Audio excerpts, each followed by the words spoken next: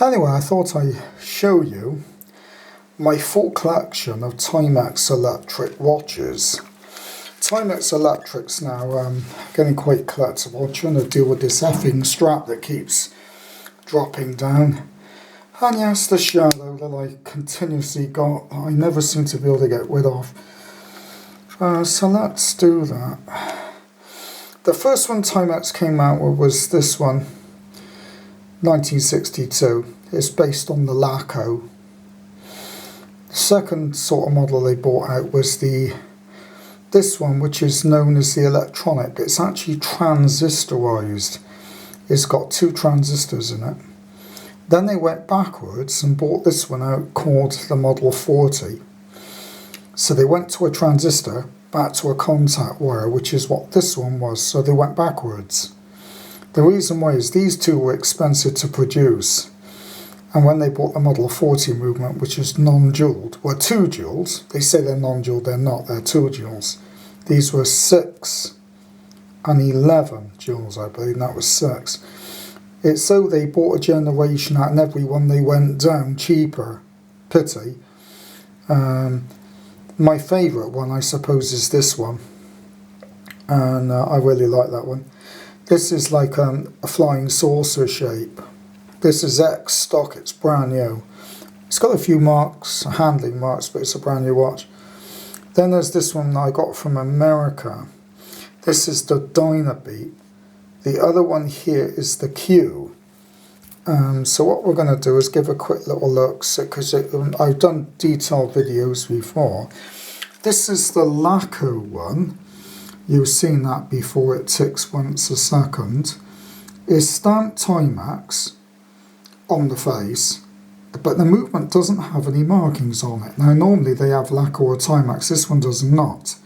So I have no idea why this movement was never marked, unless it was a transition between when they became LECKEY to Timex. This is a 1962 model. After that, the one I got after that, this is a 1970, I believe this is 71. And you've seen that one before. That's my favourite. Mint condition. It still had the horrible hard plastic strap on it. I changed. It was falling apart, it was splitting. I have found where I can get an original Timex strap for it, made of plastic. But I don't think I'll put it on. But I was contemplating on it. And then I bought this one. This is the UFO style. Beautiful, that's like new.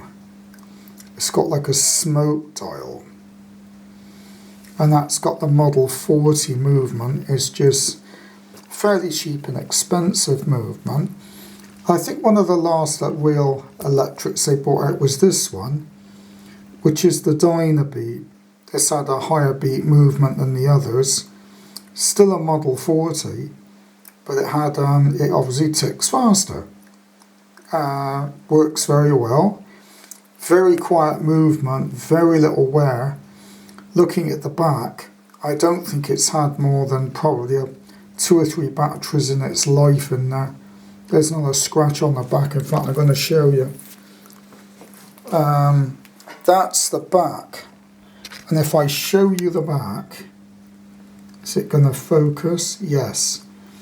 You can see there's no scratches even on this bit. That gets scratched quite easily because it's high. Higher than the rest. As you can see, it's still got all the lacquer on it. There's no scratching.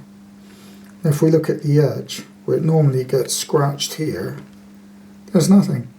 And also on the top, where that dimple is, people open it and then scratch it. There's no scratches on that, ladies and tablemen. I think that may be practically new.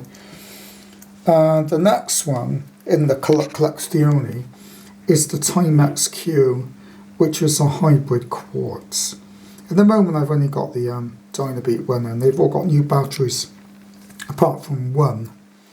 I may need to re-regulate the Dynabeat once I change the battery, because these were regulated by the Timex A cell, so if you fit another battery in, you will need to re-regulate it for that battery.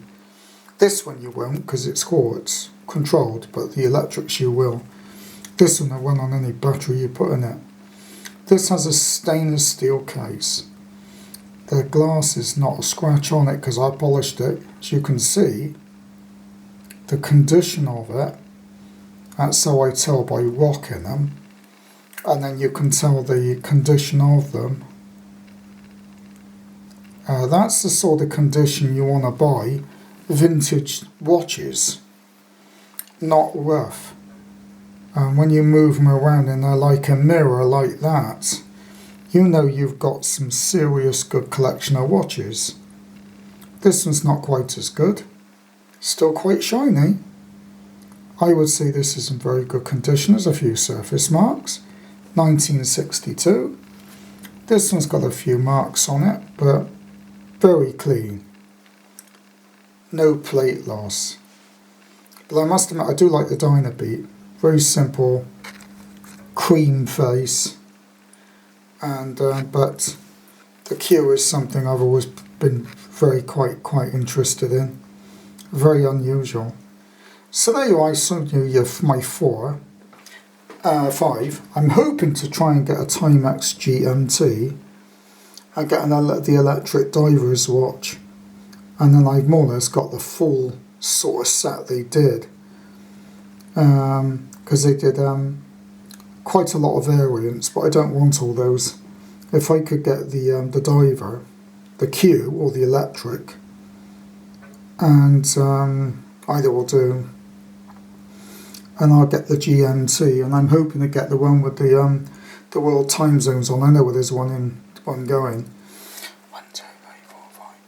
I think there was 8 different variants they made of these particular electric watches, and I'm hoping to get those and have a full set of electrics.